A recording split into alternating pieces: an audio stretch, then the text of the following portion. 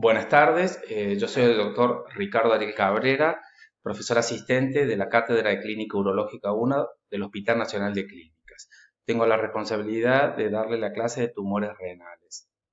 Muy bien, los tumores renales tenemos que un 10% corresponde a tumores benignos, entre los cuales encontramos adenomas, oncocitomas, fibromas, lipomas, angiomiolipomas. El 90% corresponde a tumores malignos.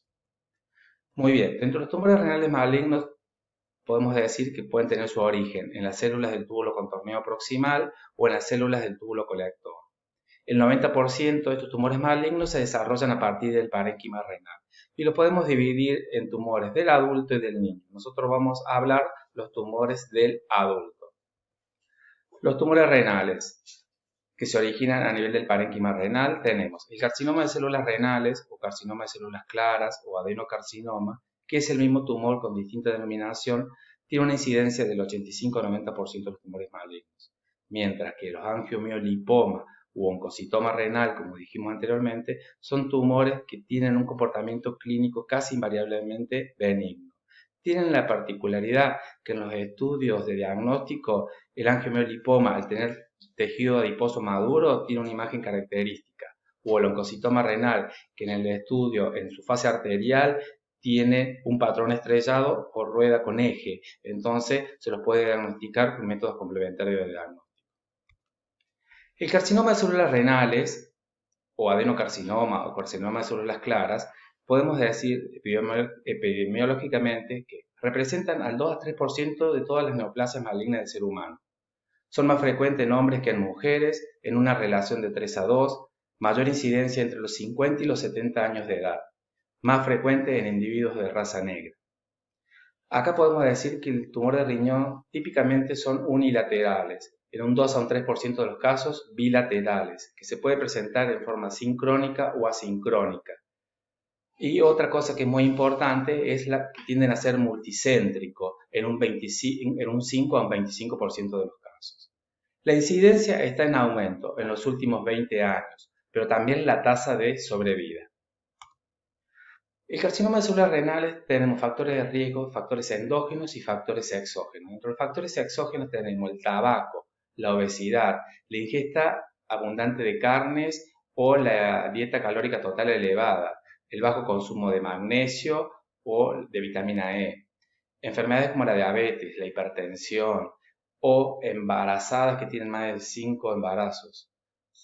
La exposición a factores ambientales como el asbesto, cadmio, nitrosaminas, derivados del petróleo y radiaciones. También podemos mencionar factores medicamentosos como son las anfetaminas, los analgésicos, los diuréticos, las hormonas exógenas. Y habíamos dicho también los factores endógenos, que serían los factores hereditarios, la translocación entre cromosoma 3 y 8 y pérdida de oncogenes supresoras como el gen de la enfermedad de von Hippel-Lindau, la esclerosis tuberosa y la enfermedad renal adquirida del adulto. Pacientes que se encuentran en insuficiencia renal crónica, mientras mayor tiempo permanezcan en hemodiálisis, mayor posibilidad de desarrollar un tumor, alrededor del 10%. Muy bien, el carcinoma de células renales tenemos variedades anatomopatológicas o histológicas. El carcinoma de células claras, un 75%. El papilar tipo 1, un 5%.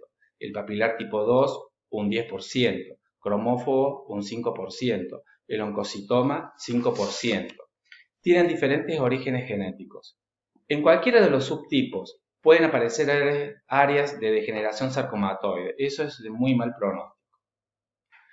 Podemos tener en cuenta el grado nuclear de Fuhrmann, que es un importante predictivo de sobrevida. Esto tiene en cuenta el tamaño del núcleo y la prominencia del nucleolo, y los grados son del 1 al 4, siendo más agresivo del 3 y el 4.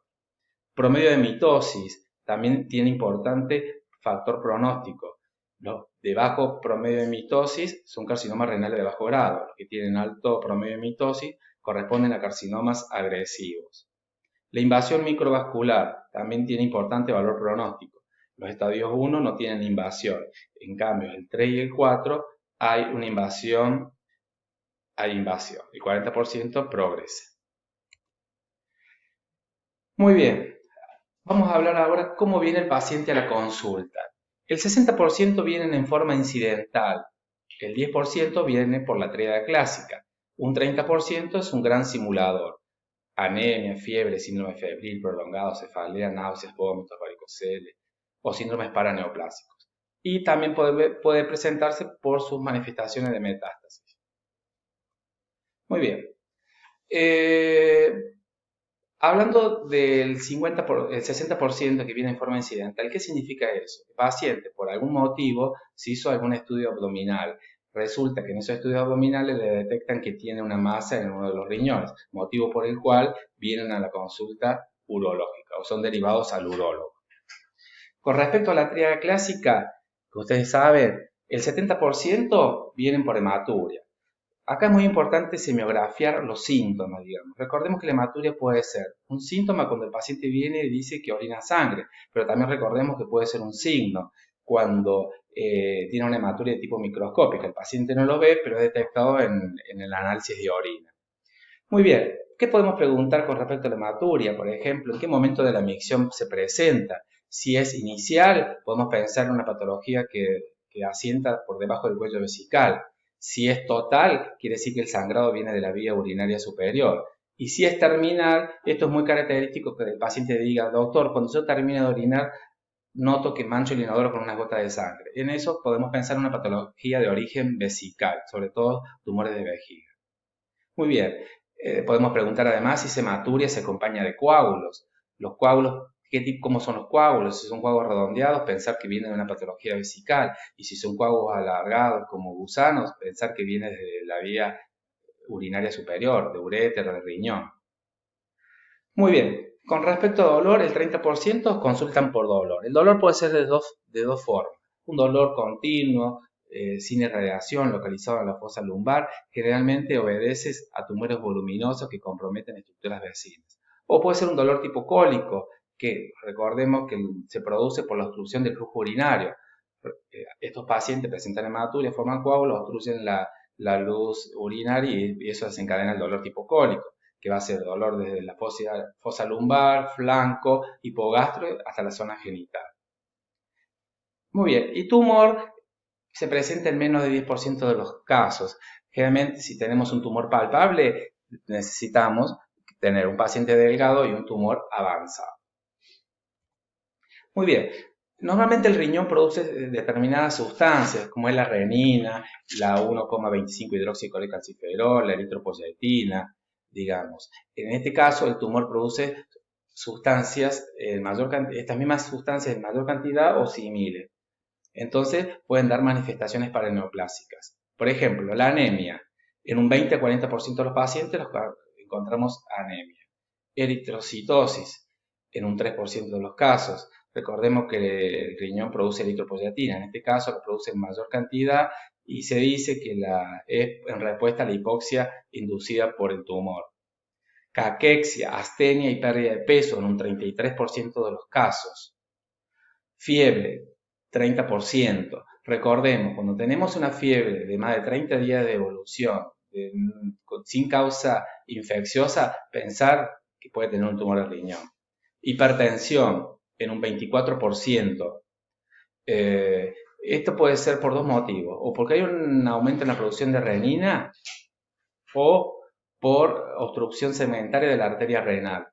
Hipercalcemia en un 10 a un 15% de los casos, que en este caso hay, porque hay producción de una parotohormona, una sustancia similar a la parotohormona, o denuncia la presencia de una metástasis hepática, ósea.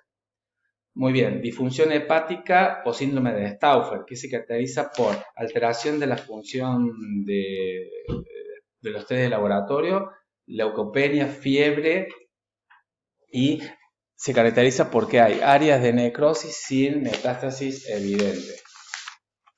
Muy bien.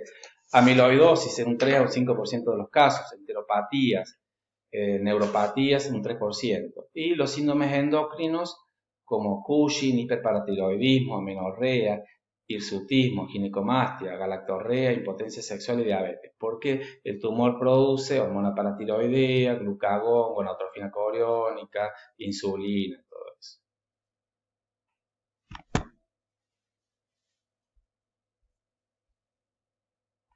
Bueno, antes de hablar por último de los síntomas y signos de manifestaciones de la metástasis, tenemos que recordar que los tumores pueden diseminarse por vía linfática, por vía hemática y por contigüidad. Lo importante es que los tumores renales no guardan una vía de diseminación, no es que lo hacen primero por vía linfática o por vía hemática, lo pueden hacer indistintamente. Igual que si lo hacen por vía linfática, no es que siguen estaciones ganglionares, puede hacerlo los ganglios del ilio renal a los intercabos aórticos y llegar hasta los ganglios supraclaviculares, pero puede hacerlo indistintamente, no respeta estaciones. Muy bien, con respecto a la diseminación por vía hemática, el lugar más frecuente de impacto son los pulmones. Entonces, el 50 al 60% de estos pacientes presentan dolor torácico y hemoptisis. Si se disemina a hígado, el 30-40% tenemos disfunción e insuficiencia hepática. Dijimos, otro lugar que se puede diseminar por vía hemática son los huesos. Entonces vamos a tener un 30-40% de los pacientes van a presentar dolores óseos y articulares.